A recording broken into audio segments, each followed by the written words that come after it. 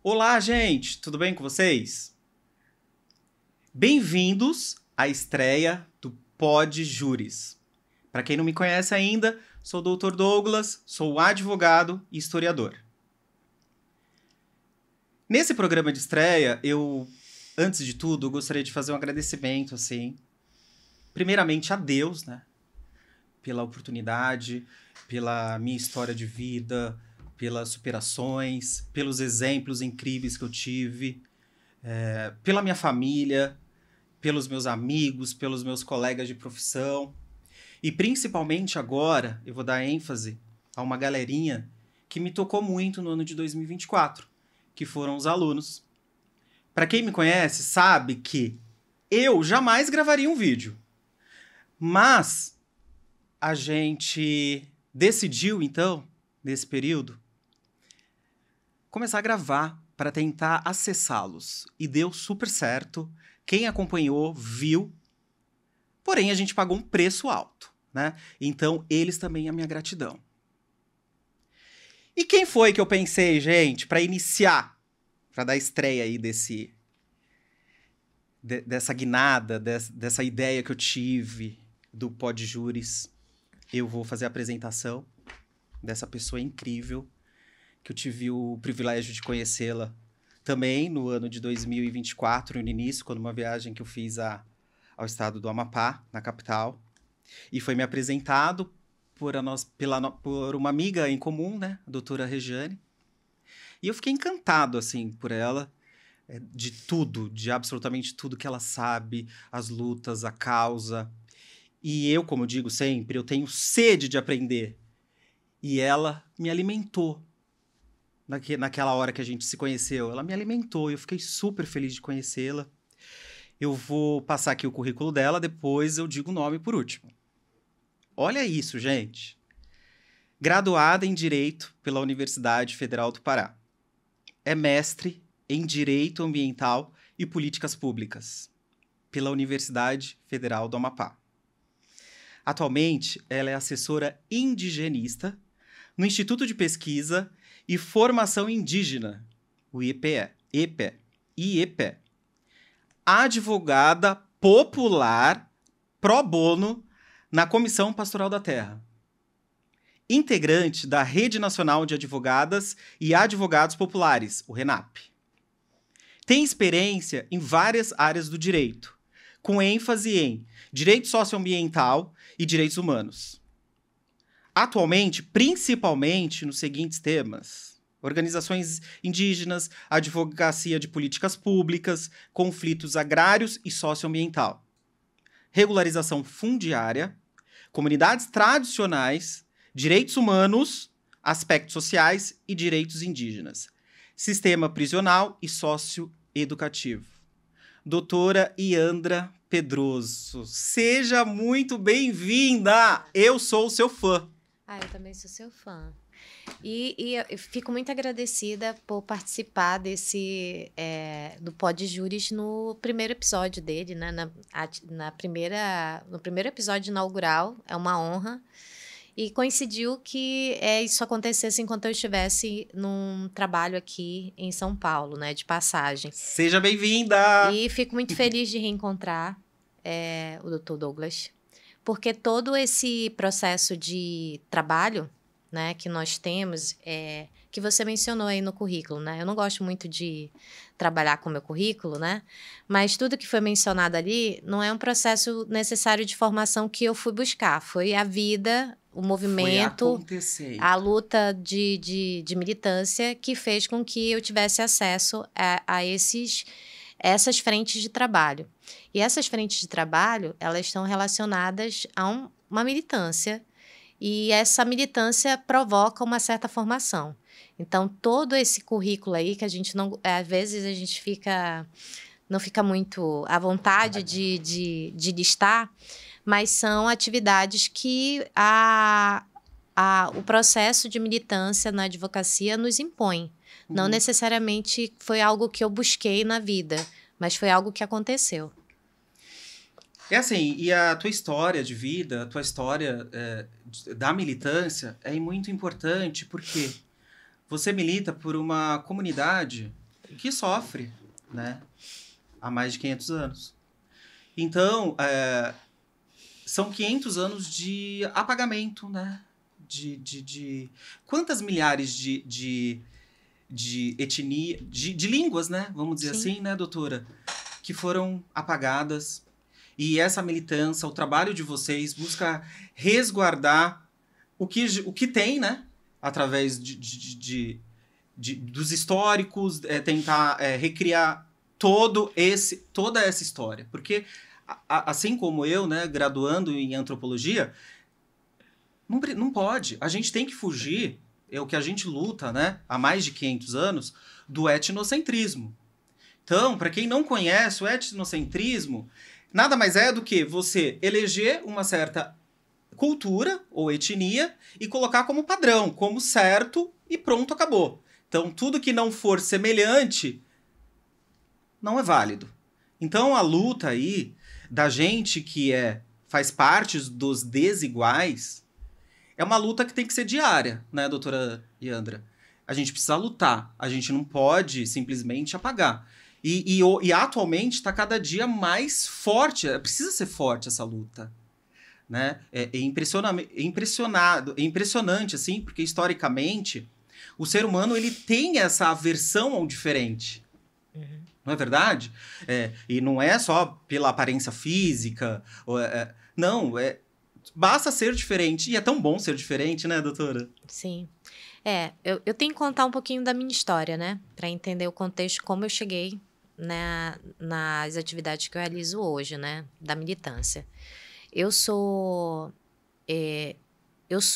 filha, né, e neta de pessoas que são de comunidades tradicionais, né? No contexto de colonização, na minha região teve um processo de colonização europeia muito forte pelos portugueses, que é no Baixo Amazonas.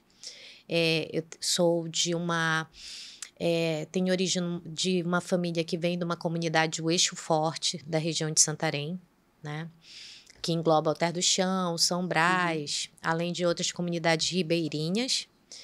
E ali foi uma região que teve muitos seringais, muita exploração, né, da época da borracha, teve aldeamentos indígenas.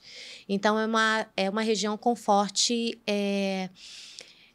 presença de comunidades tradicionais e também quilombolas e também indígenas. Então, eu tive convivência disso desde a minha infância, com a realidade de comunidades tradicionais que sofreram com o processo de desterro, com o processo de apagamento histórico. Então, essa é a realidade de pessoas que muitas vezes saíram dessas comunidades tradicionais, foram para centro urbano em situação de vulnerabilidade, que foi o histórico da minha família. Então, em uma realidade de periférica, né? De morar no entorno de cidades. E era muito difícil para famílias como a minha terem acesso a uma educação formal adequada, ou acesso até às universidades ou nível superior, e principalmente pública, né? Hoje, é notável que houve um avanço ao acesso à educação superior, inclusive com o ProUni, né? Políticas públicas, sim, né, doutora? E foi graças às políticas públicas que eu tive acesso ao ensino superior, porque eu não teria condições se eu não tivesse passado numa federal, por exemplo, né? Na minha época, não tinha o Enem, então era muito mais difícil, né, ter acesso ao nível superior. E eu gosto de ressaltar sempre que eu sou fruto do Bolsa Família. Porque se a minha mãe não tivesse, se a minha família não fosse contemplada, eu já não tinha mais idade para incorporar como uma adolescente ou uma criança que tivesse acesso à Bolsa Família. Eu não era a dependente contemplada, eram meus irmãos. Gente, e foi graças à Bolsa Família que eu consegui ter acesso ao nível superior, a conseguir passar em 2 federais. E eu preciso mencionar. Quantas pessoas aí que nós temos marginalizadas, né? Porque a marginalização é você deixar a pessoa distante ali, ao lado de todo um sistema. Isso é marginalização. Que a gente sabe que ainda existe e continua com o povo negro e também com os indígenas, né, doutora? A gente não fala muito. E muito se fala em Estado mínimo e tal. Mas, se não houver o Estado, como é que esse povo marginalizado terá acesso? Então, antes de tudo, a gente precisa ter as políticas públicas da inclusão. E quantas pessoas a gente tem, assim, brilhantes, como a doutora Yandra por aí, e que não tiveram acesso, né? Quantos não se perderam aí ao longo da história, na verdade? E a doutora Yandra, Universidade Federal, assim, mestre pela Universidade Federal do estado vizinho ali, né? E isso é muito importante enfatizar. Não, e também tem que enfatizar uma coisa, né? O curso de Direito é um curso extremamente elitizado. Elitizado. O curso de Direito Então, é elitizado. O acesso ainda nas federais ainda é elitizado. E a gente percebe, até quando tem as políticas afirmativas, que os alunos que ingressam, até mesmo nas privadas, eu fui professora durante muitos anos na rede privada, que você vê que tem um recorte racial na entrada, né, E na sequência eu te conto como isso acontece na prática, tá bom? Eu vou contar para depois dela finalizar aqui a fala dela. Sim, aí tem um recorte racial e, de fato, obviamente eu sofri com a questão das minhas origens, mas se você for olhar o recorte racial, depois, é um tema que depois pode ser tratado, mas a gente vai falar de um pouquinho dele aqui, mas entender que, sim, eu tenho origens, né, de comunidades tradicionais, mas eu não tenho marcas, né, não tenho marcas que poderiam que me causassem mais situações de racismo, por exemplo. Eu estou mais próximo do fenótipo da branquitude. É o que a gente fala, né? É a condição de pertencimento, né? Sim.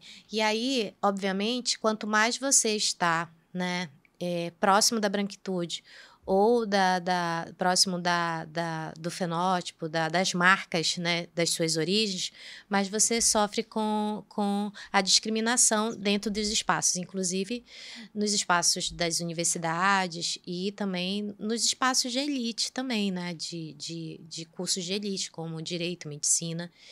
Então, ainda a gente, embora tenha tido muitos avanços, a gente ainda tem que trabalhar muito com essas políticas afirmativas. Falei um pouquinho das minhas origens, e foi por causa dessas origens que fizeram com que eu tivesse a atuação que eu tenho hoje na advocacia popular.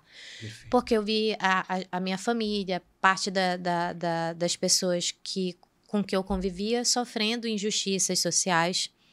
Eu tive uma história, né, familiar anterior à minha, de situações de vulnerabilidade. Eu sofri com vulnerabilidade social quando um dos meus pais faleceu quando eu tinha 4 anos de idade, então foi muito difícil, a gente teve que ter acesso a políticas como Bolsa Família, né, para nos manter. E foi graças à Bolsa Família que os meus irmãos eram os credenciados, né? Porque não é assim, não é... vamos lá, a gente se inscreve e já aceita. Tem critérios e eu posso testemunhar isso, que a Bolsa Família ajuda muitas famílias. Inclusive, graças ao Bolsa Família foi que eu pude ter acesso a cursar os meus primeiros 3 semestres de uma universidade federal, mas depois ficou... Até para uma federal é custoso, a gente tem que se manter, e eu comecei a atuar e a trabalhar junto por contrato administrativo no IBAMA e no ICMBio, que foi quando eu comecei a ter contato com as primeiras questões de direito socioambiental, porque na época acontecia a judicialização de Belo Monte, em que Belo Monte não teve consulta prévia e houve deslocamento e alagamento de vários territórios indígenas na região. Então, foi o primeiro contato que eu tive com a temática que hoje eu sou especialista, que é indigenismo. E, desde então, eu ainda era estudante de Direito. E depois, quando eu terminei a graduação, eu comecei a me interessar muito mais. E uma das pessoas os primeiros livros que eu li foi da Juliana Santilli, que foi uma das alunas do professor Carlos Marés, que é um dos advogados indigenistas mais atuante desde a época da ditadura militar na causa indigenista. e que me trouxe muito sobre a temática socioambiental. E desde então, foi o meu primeiro livro de direito que eu li numa primeira disciplina que eu tive, né, que foi de sociologia jurídica.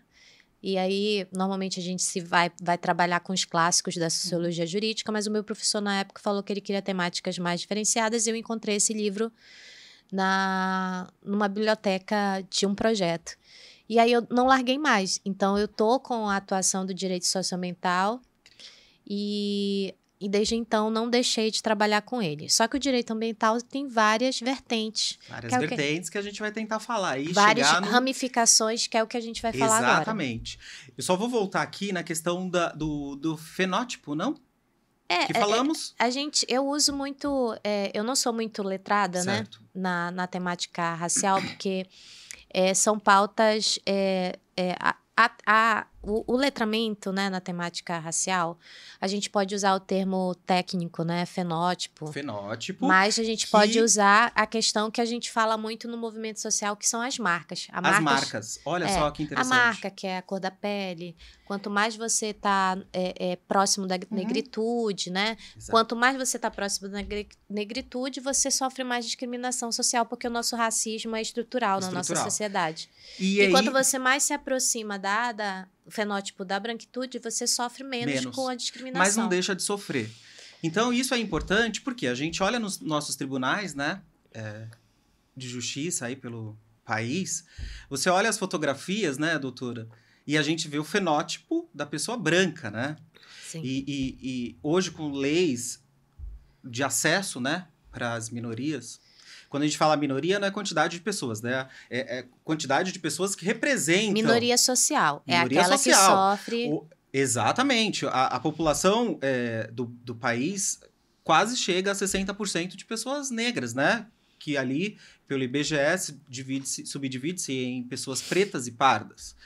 E o que o STF decidiu, né? Para o acesso a magistratura, por exemplo, é que se cria uma comissão de heteroidentificação para ela avaliar se aquele determinado candidato tem ou não os fenótipos ou as marcas da pessoa negra ou da pessoa indígena.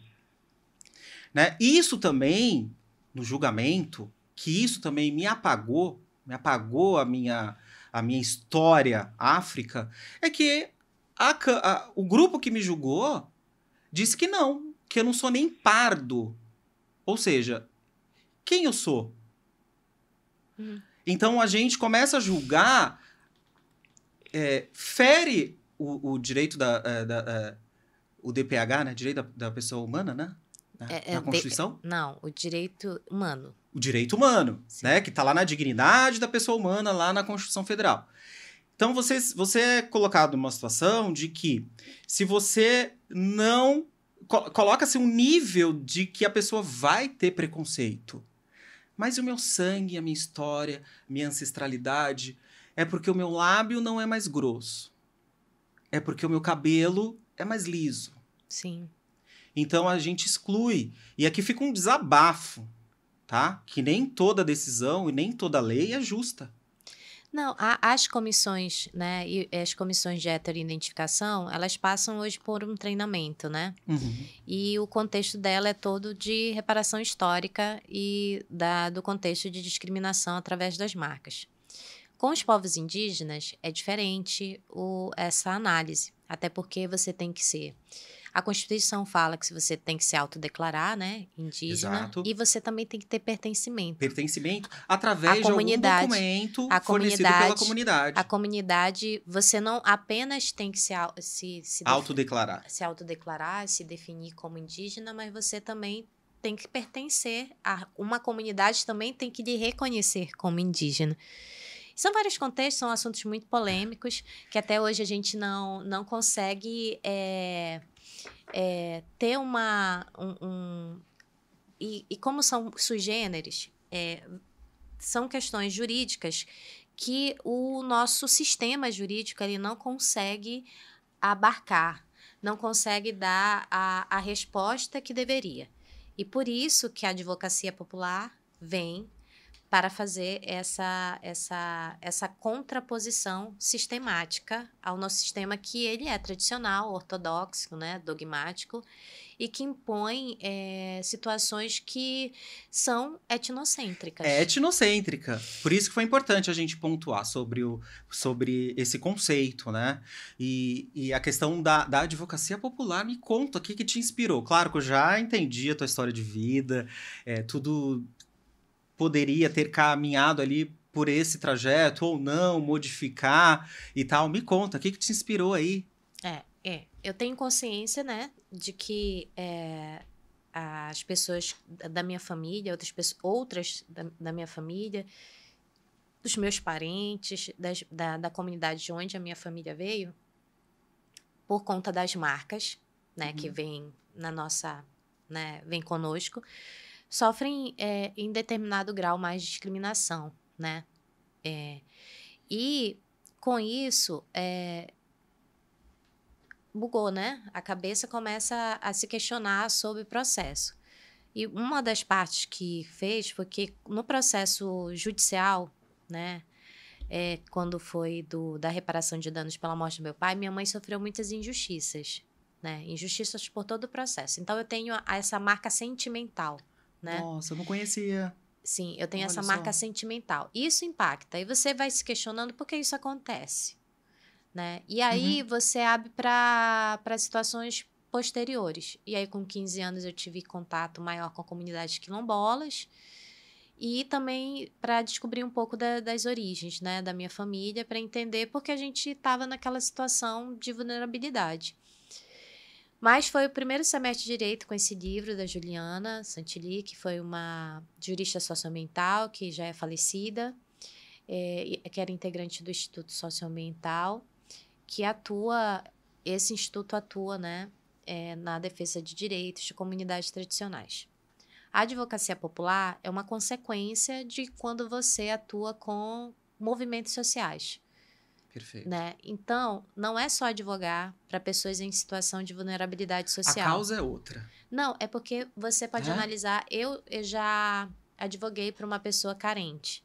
Isso não significa que você está fazendo advocacia popular. Você está advogando para o hipossuficiente. Eu não tenho condições, então eu vou prestar Você está fazendo o que a gente chama de advocacia pro bono, que é previsto no Estatuto da OAB. Exatamente. Então, alguém te procura e fala, não tenho condições financeiras de... Sim. Tá. Então, existe o amparo na legislação. No Estatuto da OAB permite a advocacia pro bono. Mas, assim... Doutora, o que a gente está acostumado, né? Com a advocacia tradicional. Sim. Que é a advocacia da consultoria, da assessoria, do conflito, né? Com honorários advocatícios. Com pagamento de honorários advocatícios, em que também o Estatuto da Ordem permite... Que regulamenta e determina um percentual, um limite do que se deve ou não cobrar. Mas e aí, me conta, e quais são as peculiaridades da advocacia popular? Então, você continua, pelo Estatuto da OAB, você tem que atribuir, né, a valorização da advocacia, através também dos honorários advocatícios. Quando você atua, eventualmente, para uma pessoa que está em vulnerabilidade social, você está fazendo advocacia pro bono. A advocacia popular... ela é uma advocacia para o bem, como diz a tradução para o latim, mas ela não é eventual. Ela é uma atuação constante e organizada. E militante. É importantíssimo isso, doutora Iandra, porque olha só como o direito é lindo, né? Ele se subdivide, ele consegue alcançar todos. E esse movimento que a senhora participa dignifica, né? Vai sempre lutar contra o apagamento, né? Sim, não. E ele é contrassistêmico. Aí, mas como, né? A nossa educação sistemática, né? E formal nos cursos de direito nos ensina e a gente usa até uma terminologia que eu não gosto muito, que se chama operador do direito. Operador? Ah, é? Por quê? Sim. Conta aí. Não, porque é como se a gente fosse meros operários. Sim, vamos ali cumprir o que a gente deve e a gente fica engessado. É que nós temos o que o sistema joga pra gente e a gente o faz sem o questionar. como se aquela máquina, né, de o direito é jogado e a gente executa ele Apenas sem, vamos sem executar o que a crítica, lei diz. E por isso que o direito sem crítica científica. Só, não é Exatamente. criticar por criticar, mas é crítica científica, né? Crítica sistemática. É por isso que o nosso sistema permite que a gente faça esse tipo de crítica dentro do próprio sistema, quando a gente questiona, né, a constitucionalidade de leis, a constitucionalidade de decisões. Ele permite que a gente tenha uma criticidade ao sistema. E, no caso da advocacia popular, ela é contrassistêmico quando esse sistema ele é um sistema violador de direitos para comunidades e movimentos sociais. Daí a gente entra na questão de ser mestre no assunto, direitos humanos, né? Que isso também, que a gente olha muito... Hoje a nossa sociedade, ela tá muito focada no senso comum, né? Então, se eu disparo aquela informação, aquilo vira como uma verdade. E não é. A gente precisa sempre lutar pelo senso crítico, que é a busca pela verdade real, o científico, como a doutora Yandra falou agora, não é verdade? E ainda que a evolução histórica aí dos direitos humanos, né, no senso comum hoje, o que se diz é o seguinte, quando você fala, tá lá incutido lá na mentalidade da população. O que é? Direitos humanos foram feitos somente para os bandidos. A gente ouve isso. Sim ou não, doutora? Sim. Tá no senso comum. Sim. Só que os direitos humanos, ele abraça tudo e todos. Tá. Então, assim, como... Não, o objetivo desse podcast, ele não é só para alunos de direito, mas para a população de modo geral. Então, como uma advogada popular, a gente também tem como vertente usar linguagens mais acessíveis, menos o juridiquês, como a gente usa na faculdade. A gente precisa chegar em todos, né, doutora? Sim, sim. E classificando essa linha, eu vou já chegar na teoria de direitos humanos. Porque muitas faculdades não têm isso na grade curricular. Vamos deixar claro, são muitas vezes disciplinas eletivas. A advocacia popular, ela se diferencia das outras advocacias, que a gente chama de advocacia privada, que é aquela que é regulada dentro do Estatuto da OAB, mas a gente não deixa de ser, porque para ser advogado popular tem que ser advogado com também registro na OAB. Sim. A diferença da advocacia pro bono é que o advogado popular, ele faz atuação não eventual, mas constante, junto aos movimentos sociais, que são movimentos socialmente organizados. É uma sociedade civil organizada. Requisito primordial, constância. Sim, sim. Se não, cai no pro bono. Sim, que é um caso específico, ainda que seja para uma determinada comunidade ou grupo, mas se eu me ofereço para ajudar só naquele caso específico, eu sou advogado pro bono. Sim, porque agora, se eu sou militante da luta, do dia a dia, convivência, eu sou popular. Tem a característica de organicidade. Organicidade junto e com os movimentos sociais. Por aqueles que lutam por direitos indígenas, direitos quilombolas, direitos a acesso à moradia, direito à terra, todos os direitos fundamentais que são elencados, inclusive na Constituição, e até aqueles direitos que possivelmente podem ainda surgir, porque o direito não é uma coisa estanque. A gente pode ter algo que a gente nunca imaginava. Eles estão postos, mas não foram regulamentados ainda, Exato. Mas são direitos. Por isso que é importante a luta, né, doutora? Exato. Para que o legislador enxergue, opa, tem algo aqui que eu preciso regulamentar. Sim. Mas não só nessa frente, mas também de criticar aquilo que é regulamentado e restringe direitos. Como eu disse, nem toda lei é justa. Exato. Então, por exemplo, a gente usa sempre uma mensagem, porque, por exemplo, o apartheid era lei, a escravidão era lei, mas eles não eram éticos e nem moralmente corretos, mas eram leis. Então, quando a gente faz e fala do positivismo jurídico, que é uma crítica, e a advocacia popular, ela vem frente a essa crítica ao positivismo jurídico, é uma corrente jurídica, né? Que aquele positivismo o que se cumpre o que está em lei. Está no papel, vamos cumprir da forma a literalidade, né? A literalidade da lei. E vem uma crítica ao positivismo, porque nem sempre o que está em lei é ético, né? E a gente muda, né, no processo histórico a realidade, e uma das metodologias que a gente usa também é o materialismo histórico dialético na advocacia popular, é porque com o tempo se vai revelando situações no caso concreto, né, que da sociedade de modo geral, para que a gente reconheça e deixe de aplicar em violações de direitos, como, por exemplo, o casamento entre pessoas do mesmo sexo, o reconhecimento da família unilateral, a família entre dois pais, duas mães, né? Tudo A isso... sociedade, ela tá em constância modificação. O ser humano evolui, né? Sim. Sempre... questão histórica, não é verdade? Então, a legislação, ela precisa se adaptar ao que a gente vive. Sim. Que é a questão que a senhora pontuou com relação ao positivismo, né? Sim. E aí, frente à crítica ao positivismo, a gente chama essa corrente de atuação que a gente tem organicidade e amparo científico no modo, né?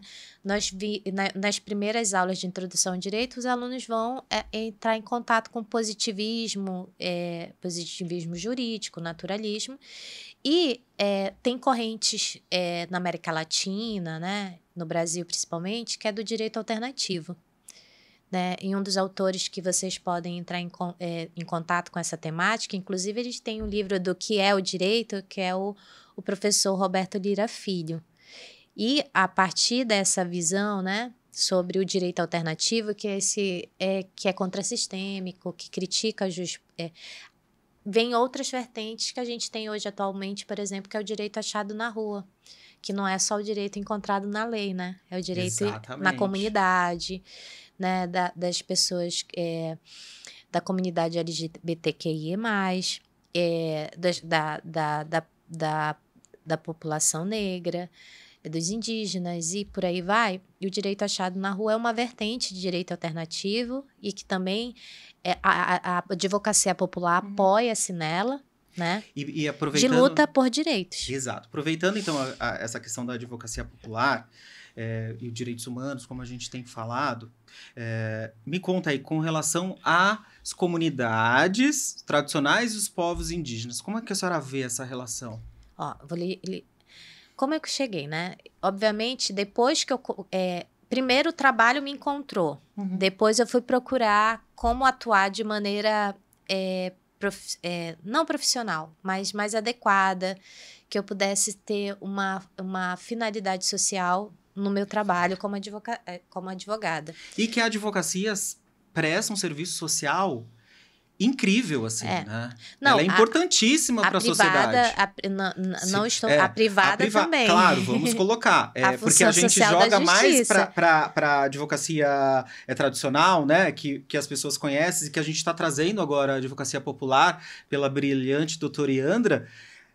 Você viu como tá tão incutido assim na gente, né? Não, a advocacia privada, ela inicia, né? Ela que começa e depois alguns advogados, a própria OAB, ela teve papéis fundamentais no processo de redemocratização desse país, mas a advocacia popular... Porque primeiro eu tenho que fazer a introdução para depois falar do indigenismo, né? Vamos lá. A advocacia popular, ela se fortaleceu principalmente no processo de ditadura do Brasil, principalmente na frente de defesa dos perseguidos pela ditadura militar, da violação de direitos. A OAB exerceu um papel fundamental. E a base dela, ela atua, eu disse como ela atua, né? E a base dela é nesse direito alternativo, que é baseado em direitos humanos, que aí eu acabei não respondendo sua primeira pergunta, uma das suas perguntas, sobre a questão dos direitos humanos, que ele seria que a terminologia que usa, que era para pessoas que não deveriam ser defendidas pelos direitos humanos. Aí a gente coloca assim, direitos humanos para quê e para quem, né? Os direitos humanos é para todos.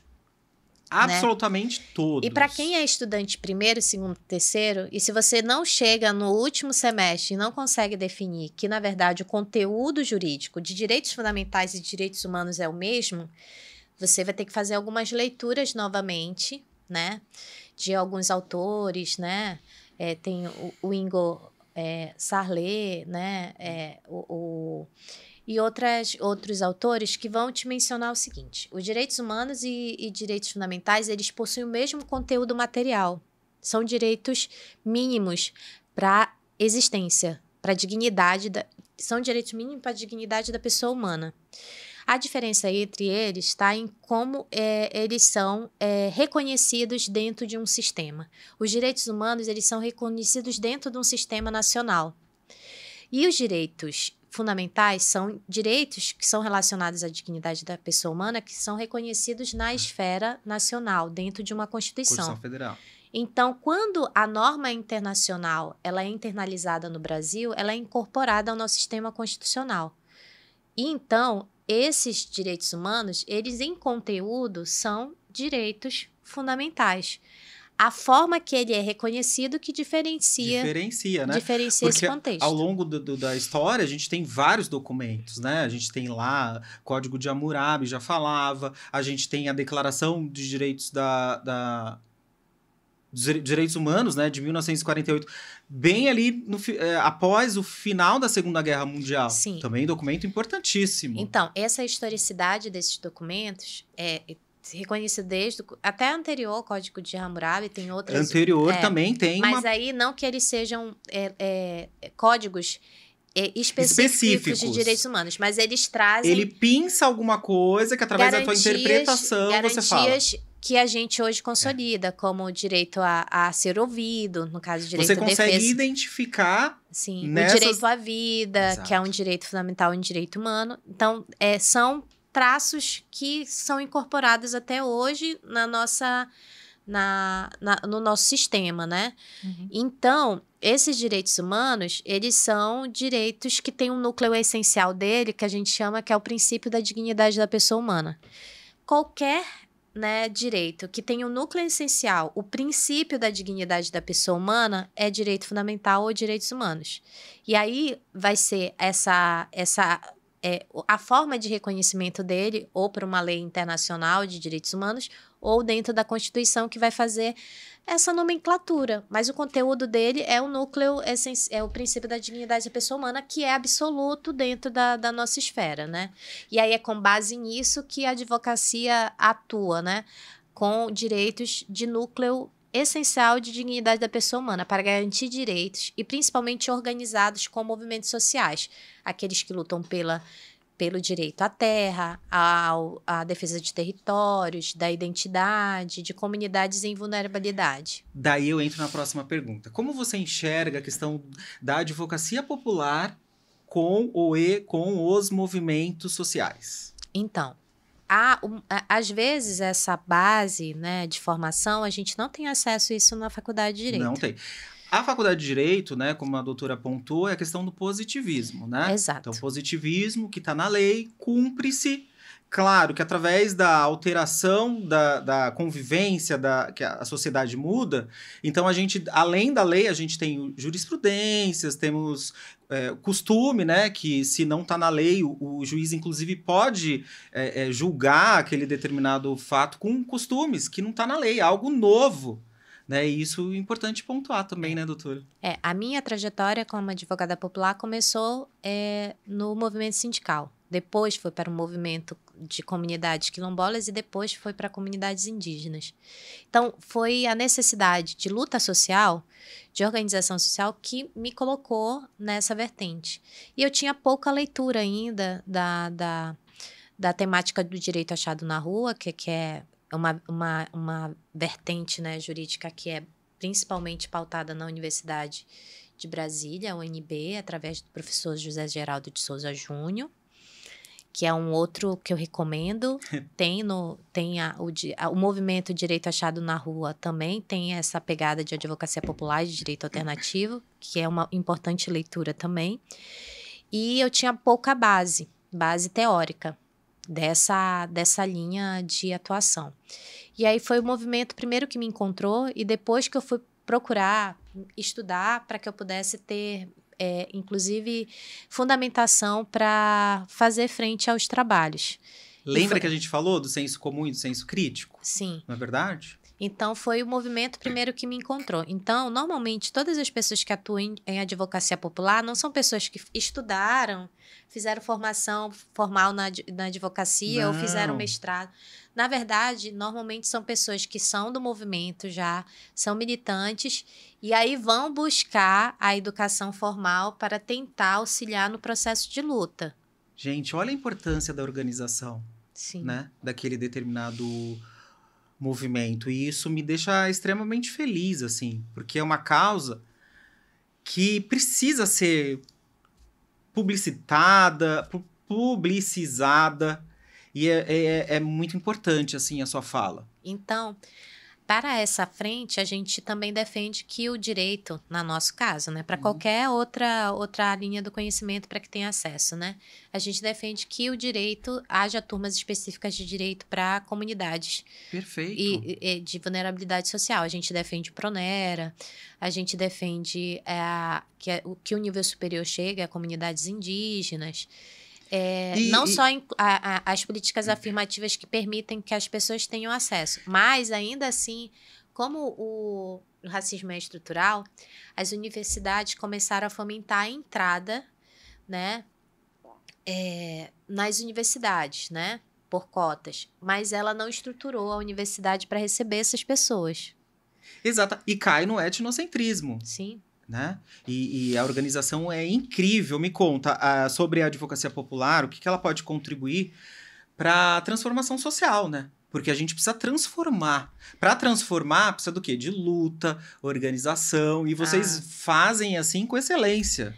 Eu acho que uma das coisas que assim, porque é um segmento muito específico, comunidade indígena e quilombola, embora esteja muito evidente no noticiário, é uma coisa que é muito forte na região norte, onde eu atuo, que eu fui criada no Pará, em Santarém, mas eu hoje atuo em Macapá, né? Como advogada indigenista e assessora indigenista.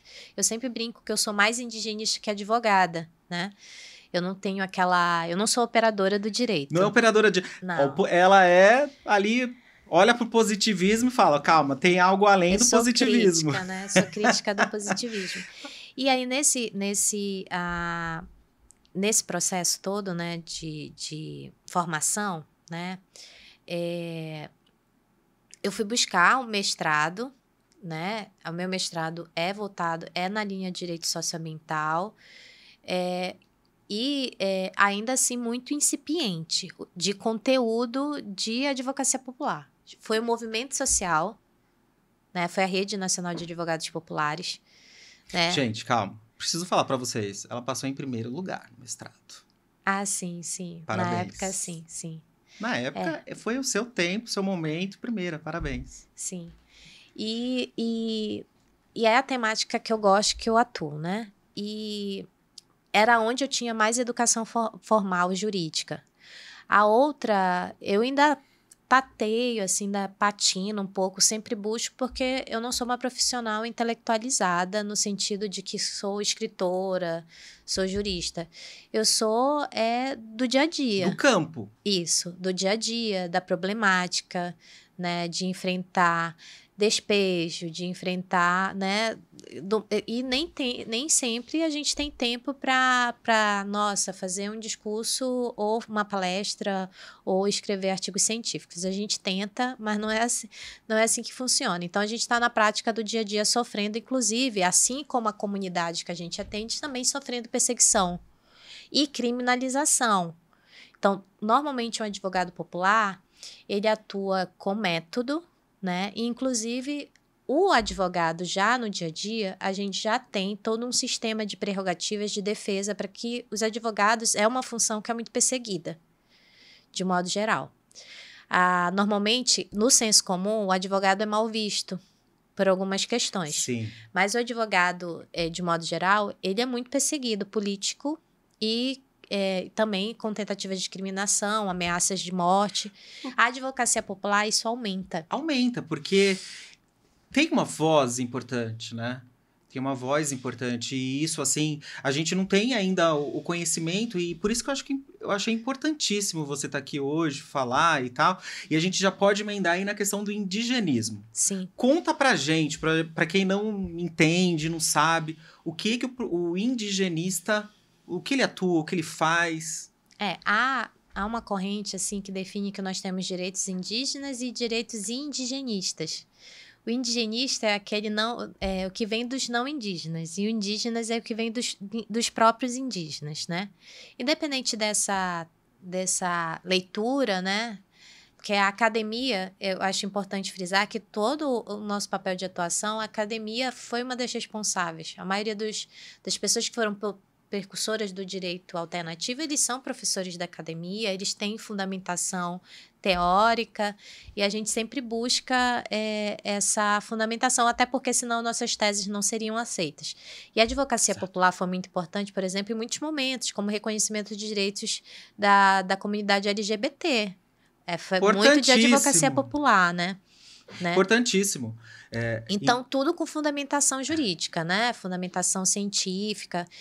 E o indigenismo foi o lugar onde eu me encontrei, que eu digo que eu sou mais indigenista do que advogada, porque eu não sou muito boa operadora do direito, até porque eu critico ele, né? E eu preciso, já que você falou, porque eu sou advogado trabalhista. Sim. E um dia essa pessoa aqui preciso de um help. Sim. Ela atuou, não me lembro se era pro bono, no caso deles. Era pro bono. Pro bono. Então, a Justiça do Trabalho do Estado do Amapá tem a justiça itinerante, então ela vai até um determinado lugar, Sim. né? Para atender... diga-se passagem, eu admiro muito a justiça itinerante, ela tem que ser mais fomentada. Importantíssimo, o que não é muito comum a gente ver no estado de São Paulo. Não. Mas lá é essencial. Eu só não me lembro qual era a cidade, doutora. Era Oiapoque. Oiapoque, lá em cima. Sim, lá no e extremo ela falou, norte. eu preciso que você me dê um help nesses processos. Quando eu lia aqueles processos, eu chorava. Porque eu sabia que atrás daqueles processos tinha uma história linda, assim. E eu fiquei muito emocionado e falei, quando você precisar, me chama. Aí você atuou pro bono. Atuei pro bono. Sim. E o que é permitido, viu? Sim, o que é permitido. Sim, o Estatuto da OAB permite, tá? E o indigenismo, né, é tudo que é relacionado, e a gente tem um direito fundamental, né, um direito humano fundamental. Lá na Constituição a gente tem o artigo 231 e o artigo 232, e a principal temática lá naquele artigo é o direito ao direito territorial, demarcação de terras indígenas, o direito à identidade e outros direitos, né, culturais, o direito à educação, à saúde diferenciada, tudo é garantido na Constituição. A advocacia popular, ela atuou durante muitos anos com o movimento indígena, inclusive, só elencar um pouquinho, por exemplo, a gente está com o filme Eu Ainda Estou Aqui, ainda não assisti, espero assistir. Incrível! A Eunice Paiva, ela era uma advogada popular. Ela atuou em defesa ela atuou em defesa inclusive pela história pessoal dela, né, em defesa das vítimas da ditadura, mas ela atuou muito como indigenista e também na atuação para que pudesse ter o artigo 231 do movimento indígena na época, para que fosse incluído o artigo 231 do jeito que está na Constituição em 88. 231. Isso, 231. E na Constituição de 88. Então, ela atuou como advogada popular. Olha a importância, né? Se não fosse a organização, a movimentação, provavelmente seria apenas mais uma certidão de casamento, né? Que na época ele era casado. Aí, ela continuaria sendo casada se ela não tivesse lutado, né? Pelo reconhecimento do Estado de que viveu, sim, um período sangrento, que foi a ditadura militar, e que ela teve direito de dizer, eu preciso da certidão de óbito, e conseguiu. Através da advocacia popular, gente, um movimento que exige a constância, né? Como a gente já conversou. Então, ela era militante. Então, uma forma para vocês entenderem que uma forma de atuar como advocacia popular, a Eunice Paiva era uma advogada popular. Então, que está concorrendo ao Oscar. E que ela faleceu há pouco tempo, acho que foi em 2021, salvo erro. É bem recente. Ela era advogada indigenista, tá? E ela, Legal. só fazendo o nick para ver se vocês conseguem associar, tá concorrendo, a história dela tá concorrendo ao Oscar, Ao né? Oscar, inclusive a Fernanda Torres, né, como melhor atriz. Exato. Mas fazendo esse link rapidinho, que é para vocês poderem entender o que é ser advogada popular. Perfeito exemplo e rememorar. Quem não assistiu, corra pra assistir, porque é incrível. E a gente tá aqui na torcida, né, pra que as estatuetas venham. Tá como melhor filme também? Sim, sim. Olha que só que melhor incrível. Melhor filme internacional. Então a questão do de indigenismo. Assistam, gente, vocês vão amar. Lembra que sempre tem um contexto histórico, né? Você precisa Sim. saber qual é o contexto para você entender.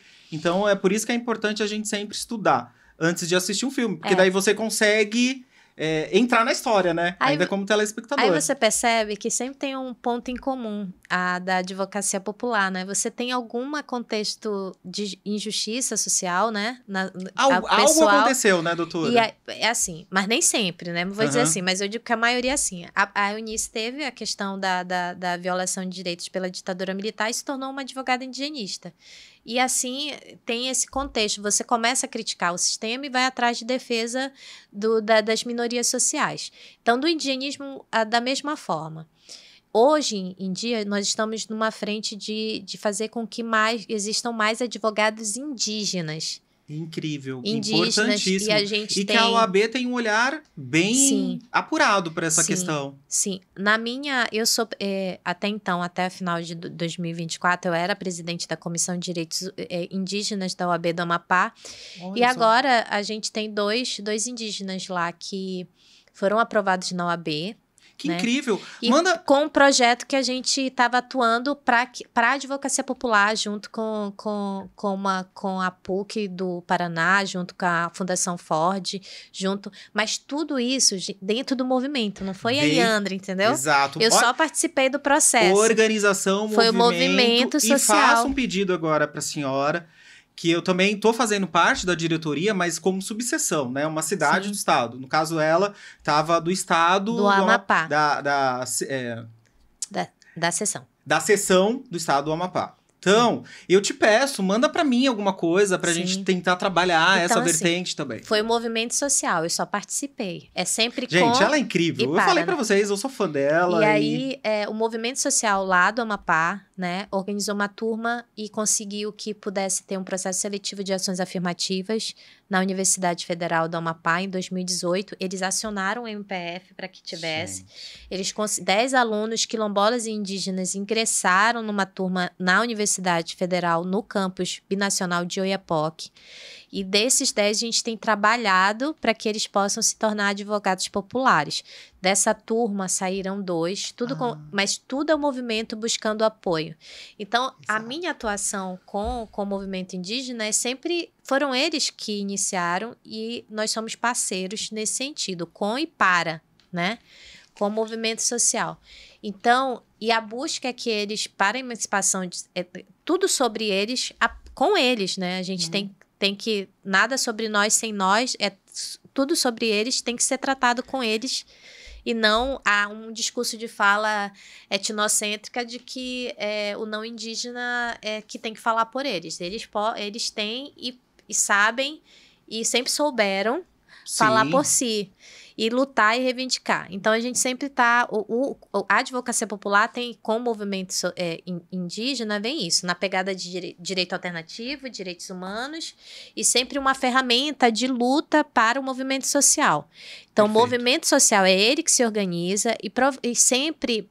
pessoas da base desse movimento social é que vão se formando e percebendo a necessidade de se... De frente, né? A OAB é um instrumento, né? A gente precisa estudar para tirar a carteira da OAB e aí usar isso como ferramenta de luta, mas sempre pautado e organizado numa rede. E aí, hoje eu estou na rede de advogadas e advogados populares que atuam junto a movimentos sociais. Perfeito. Né? Vamos lá, doutora, deixa eu te fazer uma pergunta aqui. Como você avalia a situação atual dos povos indígenas no Brasil, né? Em relação aos seus direitos e a demarcação de terras? Conta! Olha, gente, assim, priorizando o movimento social. Hoje a Sempre, PIB, gente. que é a articulação dos povos indígenas do Brasil, junto com outras, as articulações de sua base, no caso aqui eu tenho mais contato, é a coordenação de organizações indígenas da Amazônia Brasileira, que é a COIAB, porque eu atuo no norte do país, na Amazônia, eu atuo na Amazônia. Olha a organização, gente. Né? Então, eles estão acompanhando com muita preocupação que teve o julgamento do marco temporal, né? Exato. Que muita gente já ouviu falar essa expressão. Sim. Mas aí, conta pra gente, o que ficou definido, o que você acha? Vamos lá. Marco temporal, assim, tentando falar menos juridiquês. Exato. Marco temporal é uma teoria que diz que os indígenas só teriam direito ao território se eles estivessem em 88 no local desse território. Só que essa teoria é totalmente falha porque não considera que muitos povos indígenas foram forçadamente realocados na ditadura militar ou sofreram outro tipo de violência e foram tirados de suas terras. E que, posteriormente, tentaram resgatar suas terras. Sim. Então, se eles não estivessem lá em 1988, vamos tirar, não? Não, o Estado promoveu que essas pessoas fossem retiradas do seu território. Então, essa não reconhece, de fato, os direitos que os indígenas teriam ao seu território. Então, a teoria não é adequada, né? Existe essa teoria no nosso sistema, mas ela não é uma teoria compatível com 231. Né? Foi usado no caso do julgado da Raposa Serra do Sol. Pelo STF, né? Pelo STF. E a teoria que é definida, que é de direitos, né? É a do indigenato, que é o direito histórico dos indígenas de ocupar suas terras, que historicamente ocuparam, que é o que está escrito na Constituição. Que seriam os povos originários. Exato. Né? Povos originários, povos indígenas, também dentro da antropologia. Tem diferenciação dos povos originários que a gente tem, assim, pelos... É um termo conceitual, que é da antropologia. A gente aceita ele no âmbito jurídico, né?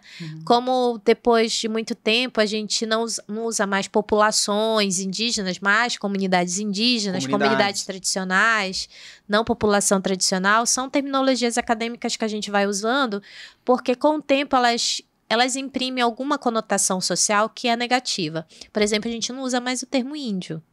Não, é indígena. Gente, pelo amor de Deus, o índio, né, historicamente, eu também como professor de história, me corrija aí, você que é expert. O europeu chegou e assemelhou os povos originários. Sim. Como algo, aliás, como algum povo que já existia na Índia. Sim. É isso? Sim. Eles chegaram aqui pensando que era Índia, Exato. mas a questão é que não é necessária só uma questão histórica. Isso. É social, porque o termo índio ele foi usado de forma pejorativa. Como outras terminologias em outros estados do Sudeste, né? Etnocentrismo. Sim. Aí ele tem o termo carrega carrega uma negatividade histórica e de preconceito. Por isso, Exato. não é mais usado, o termo é indígena. Indígena.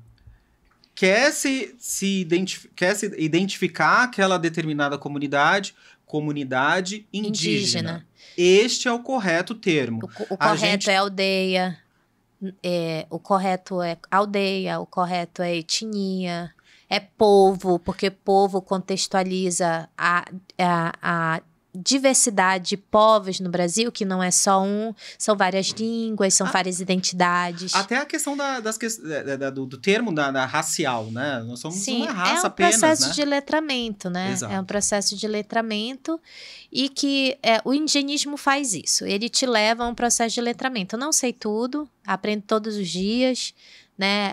É uma área que a gente chama que é multidisciplinar.